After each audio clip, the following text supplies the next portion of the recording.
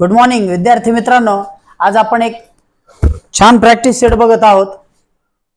तर याच्यामध्ये आपण अपोजिट शब्द पाहत आहोत। या प्रॅक्टिस सेट मध्ये अपोजिट शब्द आपल्या समोर आहेत। हा प्रॅक्टिस सेट इंग्लिश मधला दुसरा प्रॅक्टिस सेट आहे। याच्यात 50 विरुद्धार्थी शब्द आपण घेतलेले आहेत। ते मराठीमध्ये उच्चारासह तुम्हाला याच्यात पाहायला मिळतील। याची पीडीएफ तुम्हाला या व्हिडिओ खाली मिळेल।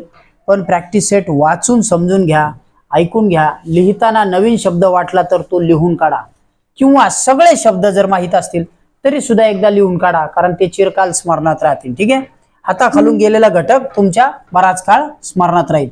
पहिला शब्द आपण बघत आहोत, अपोजिट शब्द आहे। अँटोनिम्स बघतोय, विरुद्धार्थी शब्द। तर तो आहे ऍब्सेंट। ऍब्सेंट म्हणजे काय? प्रेझेंट नसणे। ऍब्सेंट म्हणजे काय? प्रेझेंट नसणे। ठीक आहे, म्हणजे गैरहजर असणे। काय असणे? गैरहजर असणे। बघा बरं इथं ऍब्सेंट। ऍब्सेंट म्हणजे अनुपस्थित। ठीक आहे, त्याच्या उलट प्रेझेंट। प्रेझेंट म्हणजे काय? उपस्थित, हजर असणे। बरोबर ना? तुम्ही शाळेत असले सर काय म्हणता?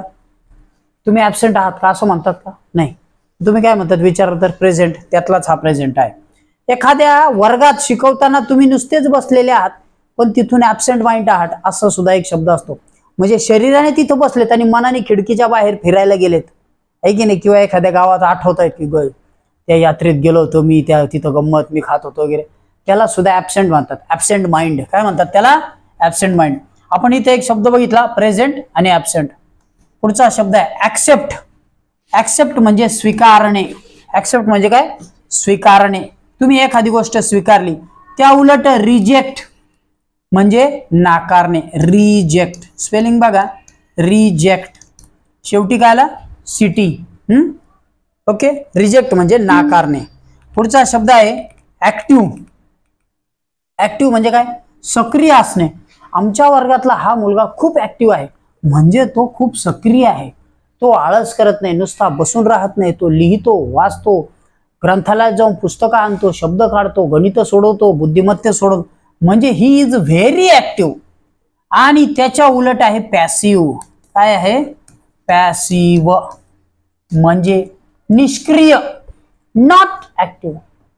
आमच्या वर्गात त्याच्या उलट असा एक मुलगा आहे जो कधीही ताण करून घेत नाही, आराम करतो, बसून राहतो मस्त आणि रिलॅक्स असतो। ठीक आहे, ओके, म्हणजे ही इज व्हेरी पॅसिव्ह।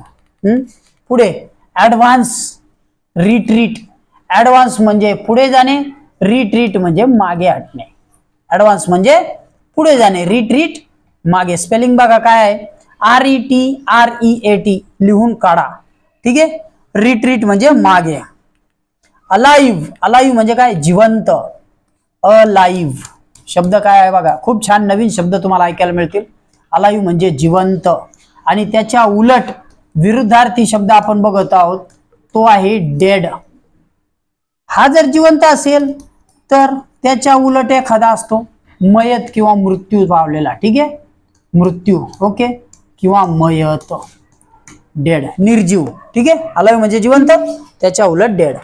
पुढे ऑलवेज। ऑलवेज नेहमी, तो नेहमी सतत कार्यशील असतो, क्रियाशील असतो। ऑलवेज त्याच्या उलट नेव्हर, तो कधीच काम करत नाही, तो कधीच कष्ट करत नाही, तो आळशी असतो। आणि आळशी मनुष्य कसा असतो? एक आळशीची गोष्ट माहिती का तुम्हाला? एक आळशी मनुष्य असतो, तर त्याच्या सोबत एक सक्रिय मनुष्य जो चांगला काम करणारा असतो, तो तिथं जातो। ते दोघं यात्रेला निघतात। जाताना त्यांच्याकडे ते खायला थोडंसं घेऊन जातात, आणि जाताना एका झाडाखाली झोपतात। दमतात, उन्हाची वेळ असते, मग तिथे ते आराम करायला झोपतात। तिथं पडल्यानंतर काय होतं, थोड्या वेळाने जांभळाचं झाड असतं। ठीक आहे, तर ते जांभूळ वरून पडतं, एकाच्या अंगावर पडतं। तर तो जो आळशी मनुष्य असतो त्याच्या ते अंगावर पडतं, पण त्याच्या इथं पडतं, आणि ते त्याच्या डोळ्याजवळ येऊन थांबतं। ठीक आहे, पण दुसऱ्याच्या काय होतं? दुसऱ्याच्या ते अंगावर पडतं, डोक्यावर पडतं आणि पडून जातं खाली। तो काय विचार करतो? बरं झालं जांभूळ होतं, हे झाड जर मोठं नारळाचं असतं तर काय झालं असतं? नारळ डोक्यात पडला असता तर त्याच्या डोक्याचा नारळ फुटला असता की नाही? ओके, त्याच्या डोक्याचा नारळ फुटला असता। ठीक आहे, पण हा आळशी माणूस काय विचार करतो माहिती का? चला हे इथं नव्हतं पडायला पाहिजे, इथं डोळ्यावर पडलं ना. याच्याऐवजी जर मी या वेळेला तोंड उघडं ठेवलं असतं तर आ केला असतं तर जांभूळ सरळ सरळ माझ्या तोंडात पडलं असतं आणि मी ते खाल्लं असतं. आलं लक्षात? म्हणजे इतके काही काही आळशी असतात. हा म्हणतो जर नारळ असतं तर माझं डोकं फुडलं असतं, आणि आळशी म्हणतो ते माझ्या सरळ तोंडात पडल्यानंतर मी गिळून घेतलं असतं. ओके, आलं लक्षात? बघा आपण शब्द बघत होतो ऑलवेज आणि नेव्हर. त्याच्यात आपण लेझी आणि ऍक्टिव्ह या संदर्भावर एक आळशी माणसाची गोष्ट समजून घेतली. हा नेव्हर म्हणजे कधी नाही. पुढचा आहे एन्शियंट. शब्द नवीन वाटेल तुम्हाला. एन्शियंट. एन्शियंट म्हणजे प्राचीन, जे जुनं आहे ना. आपल्याकडचे जे किल्ले आहेत ते जुने आहेत. त्याच्यानंतर आपल्याकडे जे समजा आता छत्रपती संभाजीनगर जिल्ह्यात, औरंगाबाद जिल्ह्याचा विचार केला तर काय होते, त्याच्यामध्ये काय आहे, तिथं वेरूळची जी लेणी आहेत ती प्राचीन आहेत. मग त्याच्या संदर्भात शब्द काय येईल? एन्शियंट. ठीक आहे. आणि त्याच्या उलट मॉडर्न. मॉडर्न म्हणजे काय, जर आपण पुण्याचा किंवा मुंबईचा विचार केला तर पुण्यामध्ये किंवा मुंबईमध्ये मेट्रो आलेली आहे, ती काय आहे? मॉडर्न आहे. ती जगाच्या सोबत चालणारी आहे. म्हणजे आपल्याकडे एन्शियंट गोष्टी पण आहेत आणि मॉडर्न गोष्टी सुद्धा आहेत. मॉडर्न, आधुनिक हे दोनही संदर्भ तुम्हाला फक्त याचे घटक समजून सांगण्यासाठी सांगितले होते. आलं लक्षात? पुढचा शब्द आपल्याला बघायचा आहे तो आहे अराईव्ह. अराईव्ह म्हणजे पोहोचणे, येणे, पोहोचणे. ठीक आहे. अराईव्ह. आताच विमानाचा जो अरायव्हिंग वेळ आहे ती झालेली आहे, म्हणजे विमान येण्याची वेळ झालेली आहे. आणि डिपार्चर, डिपार्ट. डिपार्ट म्हणजे निघून जाणे. हे शब्द हमखास विचारले जातात. त्यातले बरेचसे शब्द आपण शोधून बाजूला काढलेले, प्रश्नांमध्ये आलेले आहेत. डिपार्ट म्हणजे जाणे, निघून जाणे. ठीक आहे. डिपार्चरची वेळ पण असते, विमान जाण्याची वेळ असते, तिला डिपार्ट म्हणतात. ठीक आहे. डिपार्ट, तिथून निघून जाणे. पुढे असेंट. ठीक आहे. असेंट म्हणजे चढाई करणे आणि डिसेंट म्हणजे उतरणे. ठीक आहे. मग आता आपण असेंडिंग वर्ड सुद्धा बघितलेत. असेंडिंग म्हणजे वर जाणे, डिसेंडिंग म्हणजे खाली येणारे. ठीक आहे. तसे शब्द त्याच्यात असेंट आणि डिसेंट म्हणजे उतरणे. ओके, पुढचं बघू. पुढचा शब्द आहे अट्रॅक्टिव्ह. अट्रॅक्टिव्ह. अट्रॅक्टिव्ह म्हणजे काय? आकर्षक. It is very attractive. खूप सुंदर आहे. आणि रिपल्सिव्ह. अट्रॅक्ट करणे म्हणजे आकर्षून घेणे. एखादं चांगलं चित्र असलं तर आपण किती लांबून असलो तर आपण त्याच्या जवळ जातो, आणि एखादं काळवंडलेलं खराब चित्र असलं आपण काय जाऊ दे नको बघायला, मग आपण तिथून लांब जातो. तर ते असतं रिपल्सिव्ह. कसं असतं? रिपल्सिव्ह. ठीक आहे. म्हणजे ते आपल्याला काय करतं? दूर लोटतं. अनाकर्षक म्हणता येईल त्याला. इथं विकर्षक म्हटलं, अनाकर्षक. ठीक आहे. ओके, पुढचं जे अजिबात आकर्षक नाही. ब्युटिफुल. ब्युटिफुल म्हणजे हा शब्द आपल्याला माहिती आहे, सुंदर. त्याच्या उलट अगली. अगलीचं स्पेलिंग बघा. हे स्पेलिंग उलट सुलट सुद्धा लिहायला येतं. YGU. ठीक आहे. म्हणजे अशा प्रकारे पण लिहायला येतं आणि मग ते आपल्याला सुचत नाही. मग काय आहे त्याचं स्पेलिंग? अग, अग आणि ली. ठीक आहे. अगली. ओके, पुढचं बिगिन. बिगिन म्हणजे काय? सुरुवात करणे. बिगिन सुरुवात करणे, एंड समाप्त करणे. ठीक आहे. त्याच्यानंतर आहे बिग, मोठा, स्मॉल, लहान. छोटे शब्द जे माहिती आहेत आपल्याला, आपण ते वेगात जाऊ पुढे. बर्थ, जन्म. बर्थ वरून येतो बर्थ डे. ठीक आहे. आणि डेथ, मृत्यू. म्हणजे डेथ अॅनिव्हर्सरी असते. बर्थ डे असतो आणि डेथची अॅनिव्हर्सरी असते, म्हणजे त्याचं स्मरण केलं जातं. ठीक आहे. पुढचं बिटर. बिटर म्हणजे कडू. बिटर म्हणजे कडू. बिटर ग्राउंड. आणि स्वीट, गोड. बोल्ड, धाडसी. बोल्ड म्हणजे धाडसी. टिमिड. टिमिड म्हणजे भित्रा. शब्द बघा, लिहून काढा. बोल्ड हा शब्द असा आहे, त्याच्यात ओल्ड शब्द लपलेला आहे. आणि टिमिड, टिमिड, टिमिड मध्ये पण एक मिड डेचा मिड शब्द आहे बघा. MID mid. टिमिड म्हणजे भित्रा. कावड. भित्र्याला अजून एक समानार्थी शब्द, याला कावड सुद्धा म्हटलं जातं. ठीक आहे. पुढचा आहे ब्रेव, शूर आणि कावडली. ठीक आहे. इथे बघा कावडली म्हणजे जो भ्याड आहे, भित्रा आहे, कशालाही घाबरतो तो. ओके, पुढचा शब्द आहे ब्राईट, तेजस्वी. आमच्याकडे खूप छान तेजस्वी काय आहेत? समजा चांदण्यांचा प्रकाश दिसतो अंधाऱ्या रात्री, खूप तेजस्वी असतो. आणि डल, मंद. अनाकर्षक, ठीक आहे, त्याच्या उलट मंद. पुढचा आहे ब्रॉड म्हणजे रुंद, रस्ता खूप ब्रॉड आहे, मोठा आहे. आणि नॅरो छोटा आहे. नॅरो रेल पण असते, पूर्वी ना एक नॅरो गेज नावाची रेल असायची, म्हणजे जिच्यातलं जे अंतर होतं ना रुळाचं ते छोटा असायचं. आज जर मोठा रुळ आहे ना तर पूर्वीच्या ज्या रेल्वे होत्या त्या नॅरो गेज असायच्या. नॅरो गेज मुद्दाम सांगतोय. नॅरो गेज म्हणजे नॅरो म्हणजे अरुंद. ओके, अरुंद, ठीक आहे. पुढचं बिझी. पुढचा शब्द काय होता? बिझी म्हणजे व्यस्त असणे. सतत एखादी व्यक्ती काम करून स्वतःला व्यस्त ठेवते, त्याच्या उलट आहे आयडल. आयडल, ठीक आहे, निष्क्रिय, अजिबात काम न करणारा. आपण त्याला तसा लेझी म्हटलं होतं तिकडं, तसा लेझी सुद्धा म्हणू शकतो आपण, ठीक आहे. पुढचा आहे काम. काम म्हणजे काय? शांत.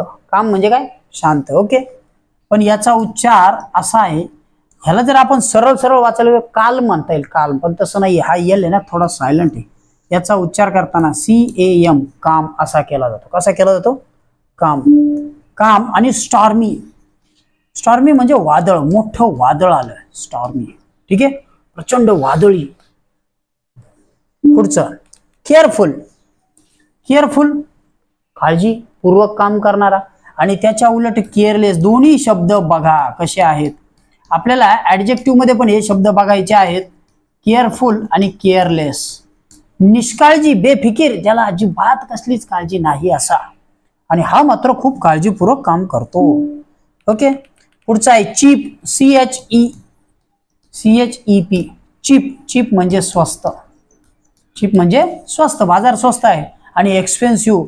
आम्ही मॉलमध्ये गेलो होतो, मॉलमध्ये खूप वस्तू एक्सपेन्सिव्ह होत्या, आम्ही तिथून काहीच घेतलं नाही. काय घेतलं तरी एवढी लिहायची पेन्सिल घेतली, असे उदाहरण आपण म्हणतो ना. ठीक आहे, महाग असल्यावर काय घेणार? एक्सपेन्सिव्ह. ओके, किंवा लोक तिथे जाऊन चॉकलेट घेतात, काय करणार मग जास्तच महाग असल्यावर, ठीक आहे. पुढचा आहे क्लीन म्हणजे स्वच्छ, त्याच्या उलट डर्टी. आणि त्याच्या पुढचा 25वा शब्द आपण बघत आहोत, क्लिअर म्हणजे स्वच्छ, त्याच्या उलट क्लाउडी, ढगाळ. आता हा आकाशाच्या दृष्टीने वापरलेला शब्द आहे.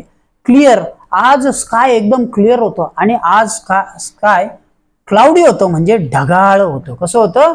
ढगाळ होतं. ओके, चला पुढचा शब्द आपण बघत आहोत, क्लोज बंद करणे, त्याच्या उलट ओपन उघडणे. सोपं आहे. क्लोज उलट ओपन. कोल्ड थंड, त्याच्या उलट हॉट. सोपे शब्द आहेत, ते माहिती आहेत आपल्याला. पुढचं बघू. पुढचाही शब्द सोपा आहे, कम येणे, गो जाणे. ओके, त्याच्यानंतर आहे जे सोपं आहे त्याला आपण वेळ द्यायला नाहीत. कॉम्प्लिकेटेड म्हणजे काय हो? त्याचा उच्चार बघा काय आहे, वाचत चला, ग्रुप पाडून वाचा. हे बघा, कॉम्प्लिकेटेड. आलं लक्षात? कॉम्प्लिकेटेड. हे बघा, इथून केटेड केलं मी, इथपर्यंत कॉम्प केलं आणि ली केलं, ठीक आहे. कॉम्प्लिकेटेड म्हणजे काय? गुंतागुंत. आणि त्याच्या उलट इट इज व्हेरी सिंपल. कसं आहे? खूप सिंपल आहे, ते खूप सिंपल आहे, ठीक आहे. पुढचं बघू, कन्स्ट्रक्ट. आता याचा पण उच्चार बघतो बघा, कन झालं,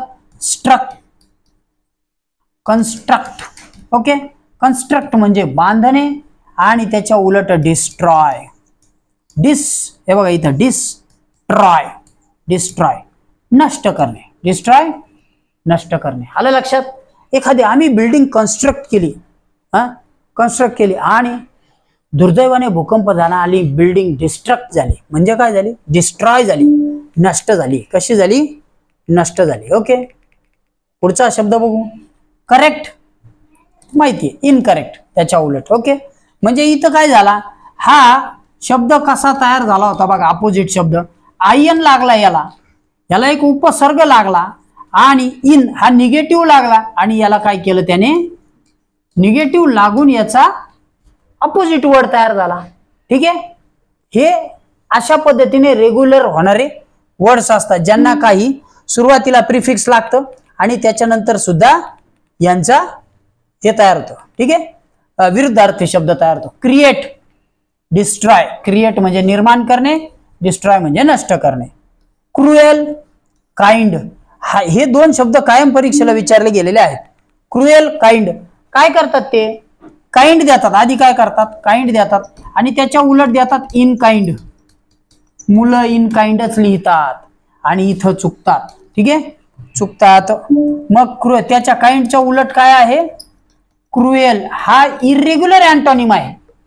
इरेग्युलर आहे म्हणजे हा रेग्युलर येत नाही, काइंड सारखाच इन काइंड होत नाही, वेगळा होता. आलं लक्षात? जसं अट्रॅक्टिव्हच्या उलट अगली होतं तसं. ठीक आहे. डेंजरस, धोकादायक, त्याच्या उलट सेफ. आम्ही डोंगरावर चढताना डोंगर एकदम डेंजरस होता, त्याच्या कोपऱ्यावर राहणं, आणि त्याच डोंगरावरती बॅरिकेड लावल्यानंतर तो डोंगर सेफ झाला. कसा झाला? सेफ म्हणजे सुरक्षित होणे. ठीक आहे. पुढचा आहे डार्क, अंधार. डार्क, अंधार. स्पेलिंग काय आहे? DARK. उच्चारानुसार वाचायला शिका. Dark, dark. ठीक आहे. डार्क, काळोख, आणि लाईट, प्रकाश. लाईट, प्रकाश. आले लक्षात? ओके, चला. पुढचा शब्द आहे डे, दिवस. नाईट माहिती आपल्याला, राईट. आता हे सुद्धा रेग्युलर आहे का? नाही. दिस इज कॉल्ड इरेग्युलर अँटोनिम. याला काय म्हणतात? अनियमित विरुद्धार्थी शब्द. ते नियमित नसतात. डीप म्हणजे खोल. स्पेलिंग बघा, डीप, खोल. आणि त्याच्या उलट आहे, हा शब्द परीक्षेला विचारला गेलेला आहे, शॅलो. शॅलो म्हणजे उथळ. शॅलो म्हणजे काय? उथळ. आम्ही जिथं गेलो होतो ती नदी खूप डीप होती, खूप खोल होती, आणि त्याच्या उलट आम्ही जिथं गेलो तो ओढा खूप उथळ होता, शॅलो होता. कसा होता? शॅलो. स्पेलिंग बघा, SHALLOW. ठीक आहे, शॅलो. पुढे आहे डिफीट. डिफीट म्हणजे पराभव. डिफीट म्हणजे पराभव. त्याच्या उलट आहे व्हिक्ट्री. व्हिक्ट्री म्हणजे विजय. ठीक आहे, विजय. एखाद्या गोष्टीवरती आपण डिफीट होतो आणि त्याच्या उलट हारतो, तर आपण कष्ट केले तर जिंकतो. ओके. पुढचा आहे डिमांड. डिमांड म्हणजे मागणी. डिमांड. बाजारामध्ये नवीन येणाऱ्या संगणकांना खूप माहिती आहे, खूप मागणी आहे, ती आहे डिमांड. आणि सप्लाय. डिमांडला मागणी असणे, त्याच्या उलट पुरवठा होणे. ठीक आहे, सप्लाय, त्याच्या उलट. ओके. पुढचा आहे शेवटचा शब्द बघत आहोत आपण याच्यातला, डिनाय. डिनाय, त्याच्या उलट. डिनाय म्हणजे नाकारणे, त्याच्या उलट आहे ऍडमिट. स्वीकारणे, मान्यता देणे. डॉक्टरांकडे पेशंट घेऊन गेला, डॉक्टर म्हणले आमच्याकडे नको, हा पेशंट इथं दुरुस्त होणार नाही, आमच्याकडे साधन नाहीत, घेऊन जा. डॉक्टर डिनाय टू ऍडमिट हिम. त्याला आतमध्ये घेण्याला डॉक्टरांनी नकार दिला, म्हणजे नाकारला, डिनाय केला, काढून दिला. आणि जर त्याला स्वीकारला असता तर काय झालं असतं? ऍडमिट झाला असता. काय झाला असता? ऍडमिट झाला असता. आले लक्षात? म्हणजे अशा प्रकारे काय केलं आपण? 40 शब्द या प्रॅक्टिस सेट मधून समजावून घेतलेले आहेत. अशा प्रकारे 40 शब्द आपण याच्यातनं समजावून घेतलेत. ठीक आहे. याच्या व्यतिरिक्तही तुम्हाला आणखी विरुद्धार्थी शब्द असायला हवेत. तुमच्याकडे किमान 200 ते 300 विरुद्धार्थी शब्द असायला हवेत. शब्द संग्रह वाढवा, इंग्रजीचं वाचन वाढवा, सराव करा, तुम्हाला त्या प्रश्नांना अडचण येणार नाही. ओके, थांबतोय. घटक आवडला असेल तर लाईक करायला विसरू नका. Good day, bye.